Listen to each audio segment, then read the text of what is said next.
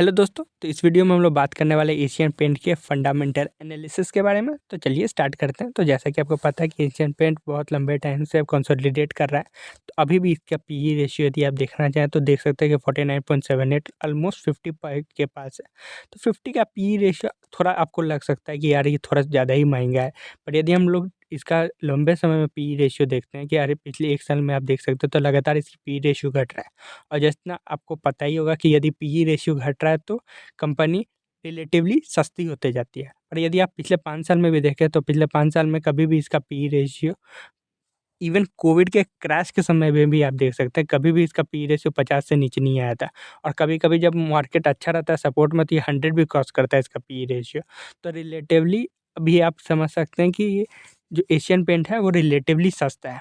और यदि आप इसका मैक्स पैटर्न में भी देखेंगे तो भी आपको समझ में आएगा कि ये अभी भी बहुत लंबे समय के यदि आप पॉइंट ऑफ व्यू से देखें तो अभी बहुत ही ज़्यादा सस्ता हो चुका है, क्योंकि ये ऑलमोस्ट 50 का पीई रेशियो में मिलता था जब ये 2015 का टाइम था।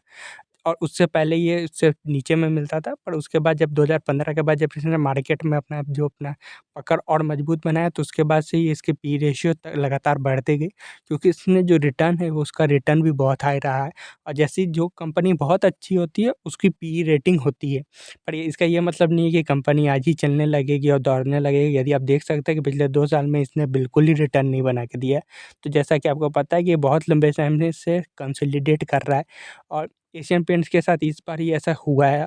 और ऐसा इससे पहले ऐसा कभी इसके साथ नहीं हुआ है। यदि आप देख सकते हैं 5 साल में फिर भी इसने अपना रिटर्न डबल किया है। 100% का आप रिटर्न देख सकते हैं। 3 साल में 20% का रिटर्न दिया है।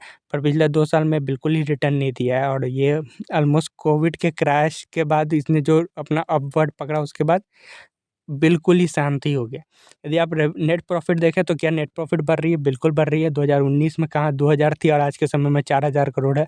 ईपीएस भी, अर्निंग पर शेयर जो होता है उसमें भी लगातार बढ़ते ही जा रहा है। तो बढ़ाव है।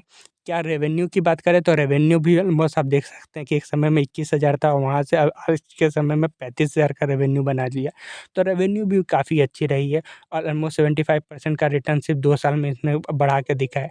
तो इन टर्म्स ऑफ रेवेन्यू मुझे प्रॉब्लम नहीं है, नेट प्रॉफ़िट में कहीं प्रॉब्लम नहीं है, ईपीएस इसकी बढ़ रही है। तो कंपनी में फंडामेंटली कुछ भी प्रॉब्लम नहीं है। हर जगह कंपनी अपनी अच्छाई अब दिखाती ही जा रही है। यदि ब्रांड्स की बात करें तो लगातार कंपनी के पास, क्योंकि बहुत ज़्यादा कैश रिच कंपनी है, यदि आप इसका बैलेंस शीट देखें तो आप देख सकते हैं कि क्योंकि कंपनी कैश रिच रही है तो लगातार अच्छी-अच्छी जो ब्रांड्स है उसको लगातार एक्वायर करते जा रही है। और आप देख सकते हैं कि कितने सारे ब्रांड्स इसके पास है। चाहे स्किप की बात करें, कॉज़बे, ऑप्को, टॉमहॉम्स, वेदरसील, ऐसे बहुत अच्छे-अच्छे ब्रांड्स ये लगातार बढ़ाते जा रही है और नए-नए एरिया में कैप्चर करने की कोशिश कर रही है, क्योंकि एक बहुत बड़ा ब्रांड एशियन पेंट्स है। और क्योंकि उसके पास मार्केट शेयर है, लगातार एक्सपोर्ट भी करती है जैसा कि आपको पता ही है। यदि इसके मार्केट रीजन वाइज़ रेवेन्यू की बात करें तो सबसे बड़ा एशिया मार्केट है इसका। इसके अलावा मिडिल ईस्ट में 27%, अफ्रीका में 24%, साउथ पैसिफिक में भी ये लगातार ही अपना वर्चस्व बढ़ाते जा रही है। तो मेन एरिया जो मिडिल ईस्ट और अफ्रीका है उसमें लगातार एक्सपोर्ट से अपने मार्केट को और बढ़ाते जा रही है। क्योंकि इंडिया में एक लिमिट है, आप उस लिमिट को आप उससे ज़्यादा पेंट बिल्कुल नहीं बेच सकते। तो क्योंकि आपको नया-नया एरिया और बढ़ देखना होगा, इसलिए एक्सपोर्ट पे अभी इसका बहुत ज़्यादा फ़ोकस है। और क्योंकि एशियन पेंट्स का एक अपना ब्रांड वैल्यू भी बना चुकी है, तो लगातार अपना जो मार्केट का वैल्यूएशन है उसको जस्टिफ़ाई करने के लिए नए-नए एरिया और नया-नया वेन्यू ढूँढते रहती हैं। जैसा कि अभी आपको पता ही कि अभी नई-नई रिसेंटली कंपनी अभी होम डेकोर में भी एंट्री ले चुकी है। 3 लाख करोड़ की कंपनी है यदि आप मार्केट शेयर के पॉइंट ऑफ व्यू से देखें। इससे छोटी जो है बर्जर है जो सिर्फ़ 63,000 करोड़ की कंपनी है, उससे छोटा हो जाएगा तो नेरोलैक मात्र 22,000 की कंपनी है। इंडिगो जो नया लिस्ट हुआ था 7-8 हज़ार की कंपनी है। तो बाकी सब स्मॉल कैप कंपनी है। बर्जर आप कह सकते हैं कि मिड कैप से एक लार्ज कैप के बीच की कंपनी है। पर सबसे बड़ा जो मार्केट प्लेयर है, जो सबसे बड़ा जायंट प्लेयर है वो एशियन पेंट्स ही है, 3 लाख करोड़ के मार्केट शेयर लेके। पर जो मेन प्रॉब्लम यहाँ पे ये नहीं है। यदि आप शेयर होल्डिंग के पैटर्न देखेंगे तो वहाँ पे आपको भी एक चीज़ देखने को मिलेगी कि share holding pattern almost same रहेगी। यदि 2015 में भी देखें तो प्रमोटर के पास 53% था और अभी भी 53% 2021 में भी है। और अभी भी यदि आप 2023 का नया वाला अभी देखेंगे तो वहाँ पे भी है। तो ऑलमोस्ट आप यदि आप पैटर्न में देखें शेयर होल्डिंग पैटर्न तो वहाँ पे कहीं चेंजेस नहीं आती, जो एक बहुत अच्छी चीज़ है। यदि आप डेकोरेटिव पेंट्स की बात करें तो उसमें 84% एशियन पेंट का मार्केट शेयर है। इसके अलावा होम डेकोर जो इसका नया एरिया है जहाँ पे बहुत ही एक्सटेंसिवली इन्वेस्टमेंट किया जा रहा है, जो एरिया बहुत ही ज़्यादा हाई मार्जिन बिजनेस है, इसलिए उस पे भी बहुत ज़्यादा फोकस है। अभी वो मात्र 2% एशियन पेंट के टोटल रेवेन्यू का, इंडस्ट्रियल पेंट 2% है।